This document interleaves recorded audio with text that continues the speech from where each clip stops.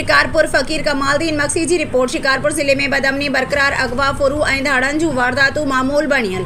हाणे धाड़ियल वॾनि माण्हुनि खां अलावा मासूम ॿारनि खे बि अगवा करणु शुरू करे ॾिनो आहे। मासूम ॿिनि ॿारनि वलीद मेमन ऐं अब्बास बखराणी खे पुलिस बाज़ियाब करण में नाकाम। गुज़िरियल राति देर सां जीएस हिंद महाज जे मरकज़ी अॻवान इमरान मंगी, जमात इस्लामी ज़िला शिकारपुर जे अॻवान अमीर अली असगर पहोड़, एडवोकेट एजाज़ काके, पोटो देशी वाजिद ज़ाहिद कांधड़ो ऐं मासूम ॿार वलीद मेमन जे वारसनि पारां जेल चौरंगी लग बाईपास ते धरणो हयो वियो। धरणे जे नतीजे में ट्रैफ़िक जाम रही। धरणे वारे हनमथी अॻवाननि साफ़िन सां ॻाल्हाईंदे चयो त ज़िला शिकारपुर जे चूंडियल नुमाइंदनि ऐं पुलिस ऑफिसरनि शिकारपुर ज़िले खे ॾोहारियुनि ऐं धाड़ियुनि जे हवाले करे छॾियो आहे। रोज़ानो अगवा जूं वारदातूं थी रहियूं आहिनि। हाणे त नंढड़ा ॿार बि अगवा थियनि था। ज़िला शिकारपुर जो अमन तबाह थी वियो आहे।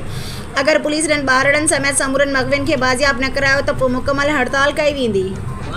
जॾहिं पुलिस भूंगो थी भरे त असांजी ज़मानत केरु खणंदो हिफ़ाज़त जी? ॿुधायो तव्हां थोरो असांखे मुतमिन कयो। साईं खे जवाब ॾियणी पड़ो। साईं जवाब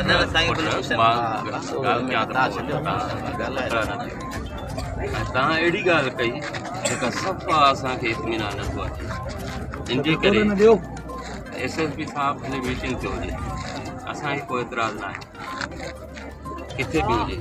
पर कल्ह SSP साहब असां सां गॾु हुयो जॾहिं ॿार वियो।